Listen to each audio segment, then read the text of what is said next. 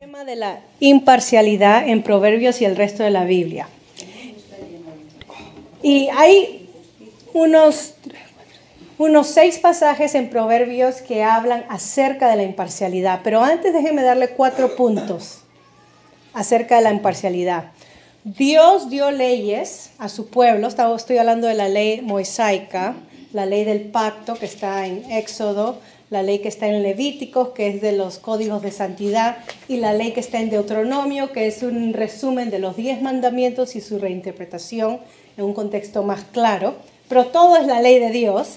Dios dio las leyes para que beneficien al pobre, al oprimido, al vulnerable, al extranjero. En ese caso el extranjero era el refugiado que habitaba en medio de Israel, a la viuda y al huérfano. Que recuerden que la ley de Dios se divide en 2. Nuestro amor hacia Dios y nuestra responsabilidad hacia Dios como Dios soberano y único, nuestra adoración y servicio a Dios. El día sábado, el sábado, que debe ser el día de descanso, donde no dependemos de lo que hacemos, pero debemos depender del descanso que Dios nos da y en la adoración que debemos de ofrecer en ese día de descanso. Y las otras, entonces, leyes tienen que ver con nuestra responsabilidad hacia nuestro prójimo. Y en esta ley mosaica, muchas de las cosas que se escribieron tuvo que ver con el beneficio al prójimo, pero al prójimo vulnerable de la sociedad. ¿Qué tengan eso en mente? Y Dios, el segundo punto es que Dios es imparcial cuando hace justicia. Esto significa que Dios no ve si eres hombre o mujer, de qué color eres, de qué raza eres. Dios no ve el exterior a dar justicia, pero Él ve los actos de las personas y las intenciones del corazón y juzga justamente, conforme a los actos, sin dejarse engañar por lo de afuera, como nosotros muy fácil nos dejamos engañar. Entonces Dios es imparcial, no es movido por lo que ve afuera. El otro es que Dios espera que el rey, todos aquellos que estén en liderazgo, ya sea los ancianos del pueblo, el rey o los jueces en tiempo de jueces, sirvan la causa del pobre y del oprimido. O sea que el rey en la Biblia tenía que ser vocero del pobre y del oprimido y de la viuda y del extranjero. Ya que los ricos podían hablar por sí solos, ¿quién hablaba por el pobre? Bueno, una de las funciones de los gobernantes era ser voz del oprimido. Y claro, nuevamente se aplica el principio de imparcialidad. Ya vamos a ver el ejemplo. Y por último, el Mesías en su reinado eterno va a impartir imparcialidad, justicia verdadera. ¿Okay? Esos son los 4 puntos que necesitamos tener en nuestra mente. Miremos Proverbios 28. Vamos a empezar con Proverbios. Proverbios 28, ¿quién puede leer el pasaje? Yo tengo la traducción Reina Valera contemporánea, así que si ven alguna diferencia es esa. 28. El rey que se sienta en el trono de juicio, con su mirar disipa todo mal. Sí, exacto. Cuando el rey ocupa el tribunal de justicia, basta una mirada para despejar todo mal. Y esa es la idea, que la función del rey está para impartir justicia, no injusticia. La responsabilidad del rey gobernante es dar justicia sin parcialidad, ¿okay? Sin hacer diferencias o favoritismo. Miren el capítulo 22, 8. Capítulo 22, 2, perdón. 2. 22, 2. El rico y el pobre se encuentran, a ambos los hizo Jehová. Ok, entonces tanto el rico como el pobre son hechos a imagen de Dios. No hay diferencia. ¿Ok? No hay la diferencia de clase social que nuestra sociedad hace, como en nuestra Latinoamérica, donde de qué apellido eres, de qué sangre azul vienes. Dios no hace esa diferencia porque Dios creó a ambos por igual. Es un principio básico de la dignidad humana, que no hay diferencia social. Capítulo 24, la hermana Raquel, si puede leer versículos 23 al 25. Proverbios 24, 23 al 25. ¿Lo tienen? Sí, ¿no? Sí. También estos son dichos de los sabios. Hacer acepción de personas en el juicio no es bueno. El que dijere al malo, justo eres, los pueblos lo maldecirán y le detestarán las naciones. Mas que los que reprendieren tendrán felicidad, y sobre ellos vendrá gran bendición. Sí, gracias. Ok, entonces acá está hablando sobre los dichos de los sabios, que no es bueno discriminar a nadie en el juicio. Que tengan eso en mente. Jesucristo dio una parábola acerca de la oración. Y nosotros muchas veces nos enfocamos acerca de la persistencia de la viuda en la oración. Pero cuando uno lee la parábola de nuestro Señor Jesucristo, el juez malvado que le concede a la viuda su petición, aparte que porque todos los días iba con la misma petición y dice que ya lo tenía cansado, pero aparte de eso, la razón por la cual el juez injusto le concede la petición a la viuda es porque vio que tenía causa justa. O sea, que la viuda no estaba haciendo una loca al venir a pedir algo que no le pertenecía. Ella estaba abogando por una causa que le debía de impartir la justicia. Y es por eso que Jesucristo dice, ahora si ustedes ante su Padre Celestial oran, y oran por lo que es justo, por lo que agrada a Dios, ¿no creen que Dios le va a conceder si este rey malvado le concede a esta viuda? Entonces nosotros tendemos a enfatizar la persistencia en la oración en esa parábola, pero realmente el énfasis está en la causa justa. O sea que si uno ora a Dios y pide una causa justa, justicia, Dios quiere eso. Dios quiere que se haga justicia, o sea, que se haga conforme a lo que Él ha establecido. Así que no hay nada de malo orar y pedir al Señor, ¿no? Como esa. Entonces, acá dice que cuando uno discrimina en el juicio, en este Proverbio 24, y tuerce la justicia, a lo bueno lo llamamos malo y a lo malo llamamos bueno. Entonces dice que los pueblos, dice, van a maldecir, va a haber tumulto, va a haber protestas, no va a haber contentamiento de la gente. Y dígame cuán real es eso. Nosotros mismos prendemos las noticias y nos damos cuenta de las injusticias en nuestros pueblos y cómo la gente se queja. Porque todo ser humano tenemos el principio de justicia de Dios en nuestra mente. Aunque está distorsionada por el pecado, pero tenemos el principio y entendemos lo que es justicia y es por eso que la demandamos. Capítulo 28, 3, permítanme leerles este versículo. Y de ahí voy a saltar del 15 al 16. 28:3 del 15 al 16. El gobernante que oprime a los pobres es como una tormenta que arrasa a los trigales. Ese es el versículo 3. Versículo 15 al 16. Es un león rugiente, un oso hambriento. Eso es el mal gobernante sobre el pueblo pobre. El gobernante fatuo aumenta la extorsión. El que odia la avaricia prolongará sus días. Ven ahí, esta es la versión Reina Valera contemporánea, por eso que ven un poquito de diferencia si la estoy leyendo. Pero un gobernante que oprime a los pobres, malas noticias. ¿Ok? Es caos, es opresión, es vivir en yugo, en atadura. Esa es una realidad. Y la segunda parte, sobre esos dos animales salvajes, predadores, eso es lo que es un mal gobernante sobre un pueblo pobre, porque eso es lo que va a hacer, arrasar, devorar, destruir al pueblo. ¿Cuán real es esto? Entonces, nuevamente, acá la justicia no está siendo impartida. Esto es actuar parcialmente, ¿no? De acuerdo a lo que al gobernante le conviene, de acuerdo a conveniencias humanas o políticas humanas. Este es el mundo. Y Dios lo describe en todos sus colores sobre la realidad de aquellos que gobiernan mal. Está en la Biblia. Capítulo 29, 7. Ahora, miren la diferencia. Es un mal gobernante. Si la hermana Natalia puede leer 29, 7. Conoce el justo la causa de los pobres, mas el impío no entiende sabiduría. Ok. El justo, la persona justa, delante de Dios entiende la causa de los pobres. Aboga por el pobre porque en eso está basada la ley mosaica. En defender al pobre y en beneficiar al pobre. Si ustedes leen las leyes, van a entender que la ley no es para el beneficio del capitalista o del que tiene, del rico, pero la ley está para el beneficio de aquel que no tiene, para que haya una igualdad, no que va a haber una igualdad de Etiopía, no un comunismo, sino en un sentido para que no haya opresión o perdure una pobreza.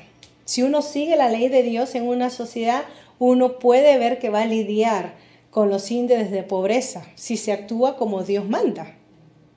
Pero obviamente esto no nos conviene, ¿no? Porque es mejor tener más en el bolsillo que compartir con aquel que no tiene. Y esto es algo que han venido estudiando sobre el dinero y lo que es el dinero, ¿no? Con temas pasados. El Señor dice también, a los pobres los tendrán. El versículo, capítulo 31, 9, es el último versículo de Proverbios, 31, 9. María, ¿puedes leerlo, por favor? Abre tu boca, juzga con justicia, y defiende la causa del pobre y del menesteroso. Ok, defender la causa del pobre y del menesteroso. Nuevamente, eso está basado en la ley mosaica. Ese es el contexto por el cual se dan estos proverbios.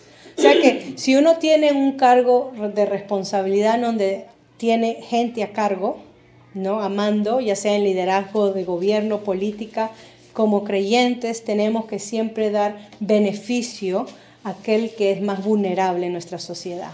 Ayudar, proveer, ser justo y no dejarnos llevar por la apariencia o lo visible que se nos presenta.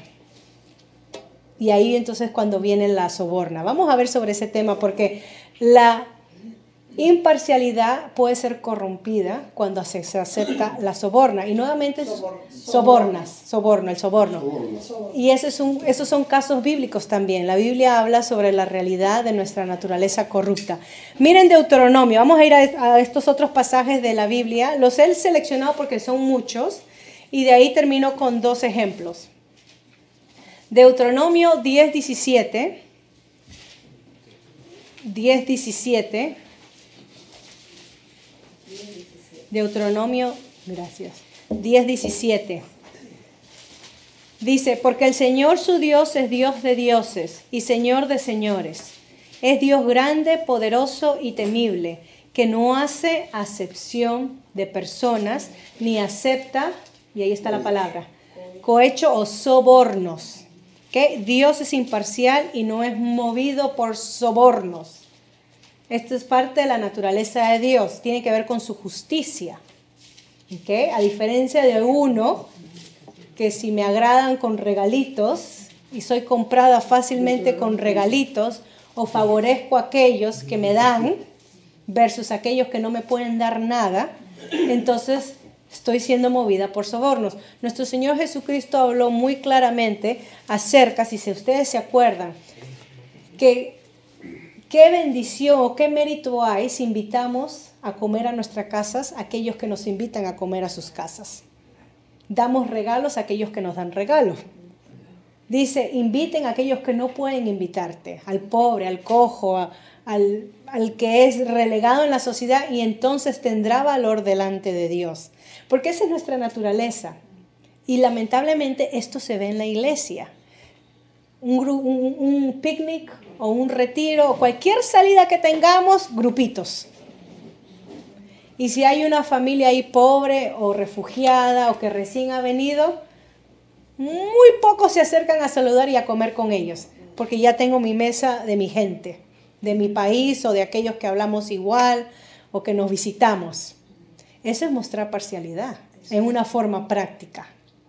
Y eso es lo que yo siempre he criticado, siempre digo, ¿por qué tenemos que hacer eso? Tenemos que predicar en contra de eso, empezando con uno mismo, ¿no? Favorecer a aquel que es más desvalido entre nosotros. Y muchas veces ese es el que recién llega. Las personas invitadas muchas veces entran y se sienten extraños entre nosotros. Entonces, si no atendemos, no les servimos, no conversamos y no gastamos tiempo, estamos haciendo diferencia. Claro, me es más cómodo conversar con ustedes porque los conozco y qué rico me siento, pero hay que tener cuidado, ¿no? Porque el mismo carácter de Dios es imparcial. Lo mismo dice 2 de Crónicas 19:7, ¿no? Si lo quieren apuntar después ustedes lo leen, 2 de Crónicas 19:7, que Dios no tiene lugar para el soborno. Hermano, sí. La Biblia nos llama a que tomemos intereses por las personas para poder saber si hay alguna necesidad que suplir, ¿no? El llamado va más allá, una necesidad ya sea emocional, física, ¿Cómo yo voy a saber si mi prójimo necesita de mí si no me acerco a conversar? Si solamente me acerco al mismo grupo que está igual o al mismo nivel económico, social que uno, entonces no voy a ser empujada a poder amar y ayudar a aquellos que están en necesidad. Al menos que hagamos misiones a partes cuartas del mundo, ¿no? A partes pobres del mundo, pero no creo que esa sea nuestra situación. No, en esta sociedad no hacemos viajes misioneros, no es normal entre el mundo cristiano en general hacer viajes misioneros para ayudar al pobre. Al menos cuando uno va a su país y lleva ropita y regala y hace eso. Pero estamos hablando de que si nos interesamos por el prójimo que entra, sin saber nada de él, de repente Dios abre una puerta para saber cómo ser generosos o ayudar. Y eso es lo que no queremos hacer, entonces mejor no me meto y no hablo. ¿Me entiendes? Entonces hay un... Job 36:5 dice, aunque Dios es grande y poderoso, no desprecia a los de corazón sincero. ¿No? Cuando la persona busca a Dios, porque Dios lo ilumina a buscarlo, o porque Dios le da de su palabra, Dios no desprecia a aquel que se acerca a Él con un corazón sincero. 36:5. Ok, voy a ir rápidamente para poder... Recuerden en Hechos 10, 34 al 35, cuando Dios le da la visión a Pedro de los animales, esos anfibios impuros, de esa manta, y después, eso está en Hechos, ¿no? 10, y después Dios lo manda a la casa de Cornelio. Bueno, versículo 34 y 35, miren lo que dice Pedro. Capítulo 10 de Hechos, 34-35. Entonces Pedro empezó a hablar y dijo, en verdad comprendo, ahora entendía Pedro. Uno diría, pero ¿no has leído tu ley, Pedro? En tu ley está metido esto, que Dios no hace excepción de personas. Estamos leyendo parte del Antiguo Testamento donde Dios dice que no hace excepción de personas y ahora Pedro dice, ahora entiendo lo que eso significa. Sino que Él le agrada a todo aquel que le teme y hace justicia, sea de la nación que sea. Pedro entendió la esencia misma de Dios, su justicia hacia todos sin imparcialidad. Solamente a su pueblo, exacto, solamente a su pueblo, pero no es así. Colosenses 3:25, déjenme leerlos. Colosenses 3:25. Pero el que hace lo malo recibirá el pago del mal que haya hecho, porque ante Dios no hay favoritismo. Nuevamente, 3:25. Pero el que hace lo malo recibirá el pago del mal que haya hecho, porque ante Dios no hay favoritismos. A diferencia de nosotros los padres terrenales, que sí hacemos favoritismos con nuestros hijos, Dios no es así. Dios no juega a favoritos. Okay. Él da según la persona hace, le paga según sus obras. La misma idea está en Romanos 2, versículo 9, 11 y capítulo 10, 12. Se los leo brevemente. Habrá sufrimiento y angustia para todos los que hacen lo malo. En primer lugar para los judíos, pero también para los que no lo son, porque ante Dios todas las personas son iguales. Porque no hay diferencia entre que es judío y lo que no lo es, pues el mismo que es Señor de todos es rico para con todos los que lo invocan. Este es el capítulo 10, 12. Dios no hace diferencia. Y sí, hay un principio que cuanto más Dios da a la persona de su revelación, más demanda de esa persona. Entonces el judío, porque tenía la ley, demandaba de su pueblo, del hebreo, que cumpla la ley. Del gentil, porque había puesto la ley moral en la conciencia, demandaba del gentil que cumple esa ley que Dios había impregnado en su conciencia. Eso es lo que habla Romanos 2, que ni tanto el judío por tener ley, ni el gentil por no tener ley escrita, la mosaica, pero Dios habiéndole puesto la ley de la conciencia, la moralidad en su mente, a ambos les demanda de la misma manera. Y no hace diferencia. Y es por eso que podemos responder, ¿cómo es que hay personas incrédulas y son buenas? ¿No? Cuando uno pregunta, bueno, porque Dios las creó a su imagen, aunque la imagen está distorsionada por el pecado, y aunque no reconozcan a su creador, el que un incrédulo haga bien refleja algo de ese creador, prueba de su creador. ¿no? Y que tenga moralidad, una persona mala y sea moral, pero no conoce a Dios, es porque Dios puso la conciencia en todo ser humano. Y es por eso que va a demandar de ellos, de lo que puso en ellos. Entonces, judío ni gentil tienen excusa. Estamos terminando. Santiago 1:17 dice, cuando habla sobre la persona doble ánimo en ese contexto, bueno, termina el versículo 17 diciendo que toda buena dádiva y todo don perfecto desciende de lo alto del Padre de las luces, en quien no hay cambio ni sombra de variación. Dios no es movido por lo que le presentemos a Él. A Dios no lo vamos a sorprender. Y es por eso que nuestro Señor Jesucristo le dijo a sus discípulos, ¿ven cómo ofrendan todos esos ricachones en el templo? Dan de su abundancia. La gente seguro uno se quedaría maravillada de, mira, María trajo $50,000 al día. ¡Wow! ¡Qué buena hija es María! Aplaudiríamos, ¿no? Pero Jesucristo resaltó, pero esa viuda pobre dio de su sustento. Ella dio más ante Dios que todo el resto, porque ante Dios no se trata de cantidad, porque Él no ve lo externo, no lo sorprendemos. Es que María dio los 50,000 de lo que ya le había sobrado. En cambio, la hermana Mayra dio lo único Que tenía. Entonces, nuevamente, Dios no juega favoritismo, Dios no es movido por lo que le presentamos, no hay variación en Él. Él es verdad y Él ve la verdad de nuestras intenciones cuando hacemos las cosas. Si es por presentarnos ante los demás como qué gran persona que somos, o qué gran expositor, o qué gran maestro, qué gran para impresionar a la gente, no valemos. O si es porque le estamos ofrendando a Dios como una ofrenda hacia Él. No importa de lo que el Señor nos está dando, ¿no? Señor, esto te ofrezco, no es perfecto, pero esto lo que tú me das te lo devuelvo a ti, que te pertenece. Entonces hay diferencia cómo nos presentamos ante Dios, y Dios ve eso.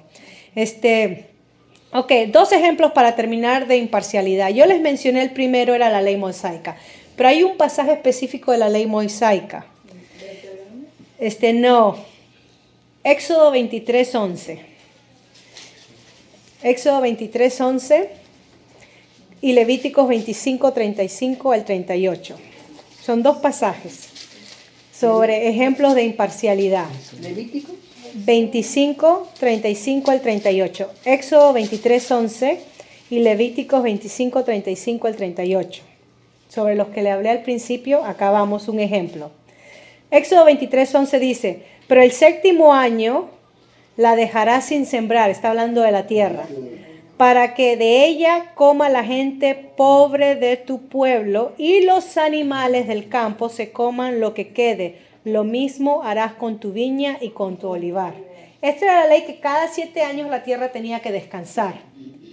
Y entonces en el 6º año, en el año anterior, el dueño, la terrateniente, tenía que guardar lo suficiente para que ese 7º año tenga suficiente comida y descanso.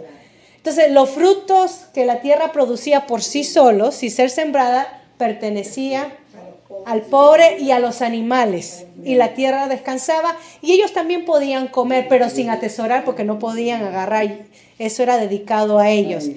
Esto es una ley con el principio donde el amor al prójimo y de buscar la justicia para los más vulnerables de la sociedad.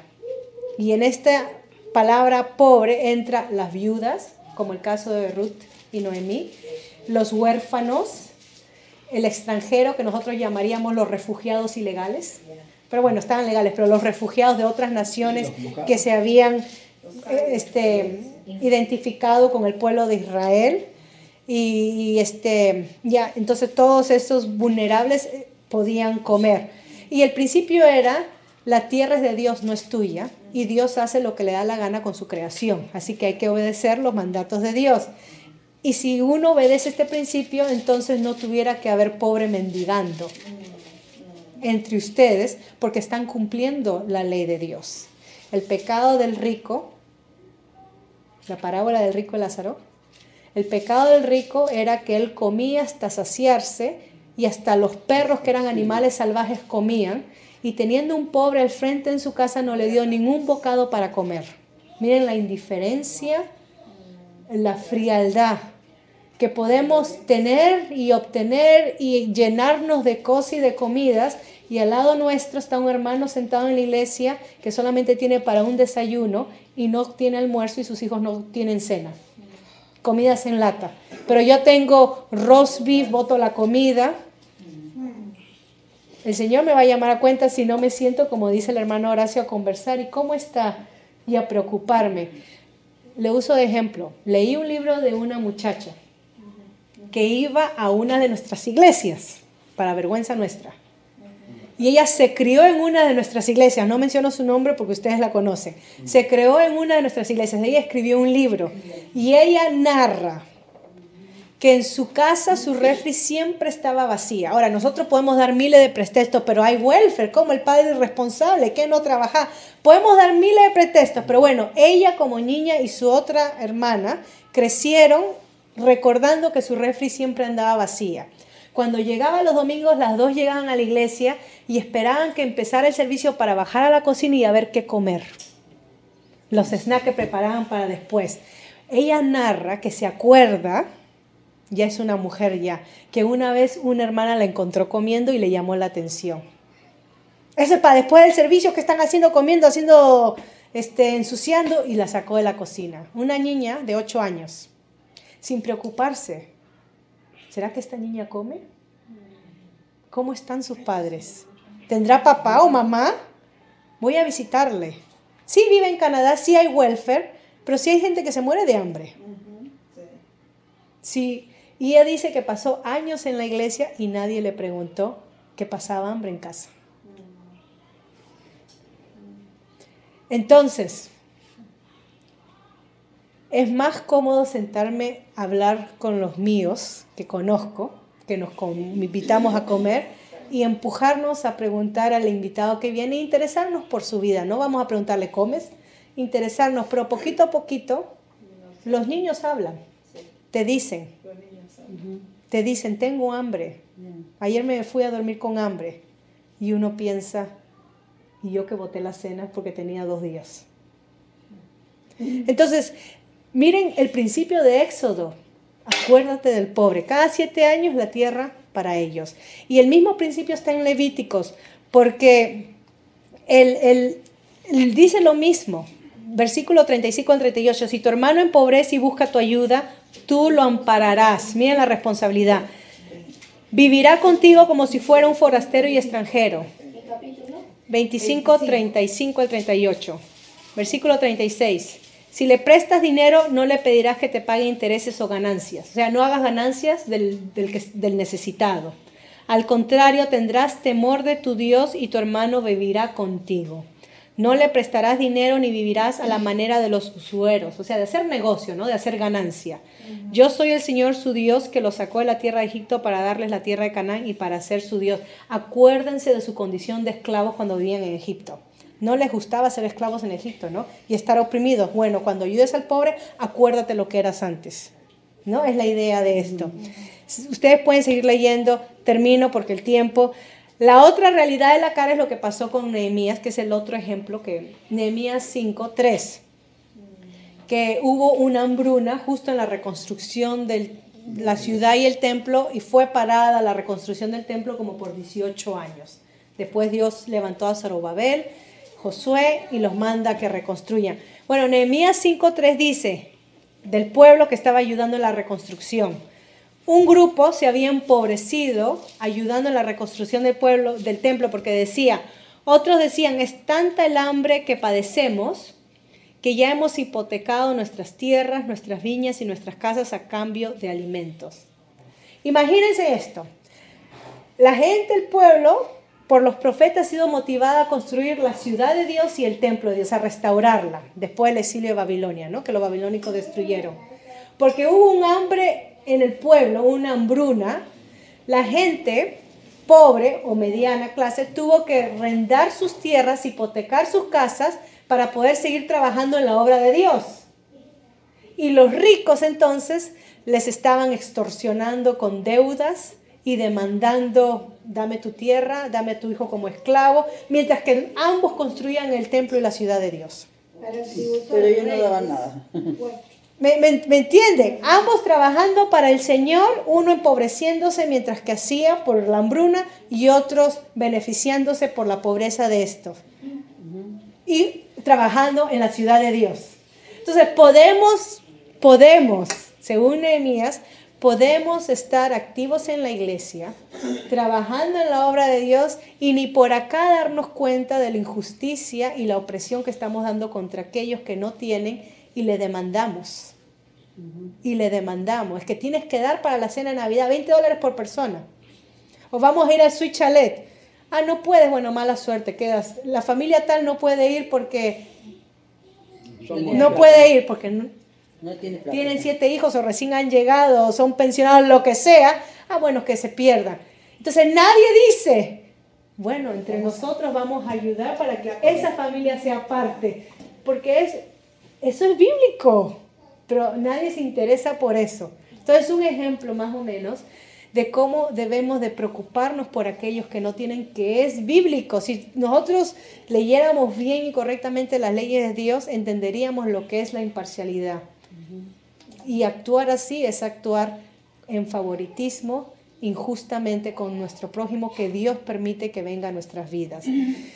Termino, Santiago 2, el capítulo que ustedes saben, versículo de 1 al 13. Es un capítulo largo, pero miren lo que dice, hermanos míos, ustedes que tienen fe en nuestro glorioso Señor Jesucristo, no deben hacer diferencia entre las personas. Recuerden que Dios no hace diferencia. Puede darse el caso de que al lugar donde ustedes se reúnen llegue alguien vestido con ropas elegantes, con anillos de oro, y llegue también un pobre vestido con ropas andrajosas. Nosotros diríamos, o llegue un refugiado, o uno que recién ha llegado a Canadá, o una familia con 10 hijos, que nadie quiere invitar a casa. No, nosotros agregaríamos más a la lista. Si ustedes reciben gustosamente al que viste de ropa elegante, trae el Mercedes-Benz, ¿no? Maneja el Mercedes-Benz, y le dicen, venga usted, siéntese aquí, coma conmigo, lo invito a mi cumpleaños, ¿no? Pero al pobre le dice, a él no le invitamos al cumpleaños, ¿no? Pero al pobre, pero al pobre le dice, tú quédate allá de pie o siéntate en el suelo. Nosotros diríamos, al pobre lo ignoramos, ¿ok? Lo ignoramos, no le hablamos, lo ignoramos. No vamos a ser tan descordial, ¿no? Pero es un ejemplo, ¿no? Al pobre lo ignoramos. ¿Acaso no están discriminando entre ustedes y haciendo juicios malintencionados? Amados hermanos míos, escuchen esto. ¿Acaso no ha escogido Dios a los pobres de este mundo para que sean ricos en fe y herederos del reino que Él ha prometido a los que lo aman? Pobres en espíritu, aquellos que necesitan buscar de Dios. Aquellos con esa actitud humilde que necesitan de Dios. Pero aquellos que buscan su conveniencia son orgullosos. Yo me pego con aquel que es igual a mí porque me va a dar a mí, entonces es un orgullo, no tengo que mantener la clase. Pero ustedes han despreciado a los pobres. ¿Acaso no son los ricos quienes los explotan a ustedes y quienes los llevan ante los tribunales? Y entonces está hablando de un caso de ahí. Nuevamente termina citando la ley de Moisés, la misma que le cité a ustedes, versículo 11, porque el que dijo no cometerás adulterio también dijo no matarás. Es decir, que alguien puede no cometer adulterio, pero si mata ya ha violado la ley. Hablen y vivan como quienes van a ser juzgados por la ley que nos da la libertad. Por los que no tienen compasión de otros, tampoco se les tendrá compasión cuando sean juzgados, porque la compasión prevalece sobre el juicio.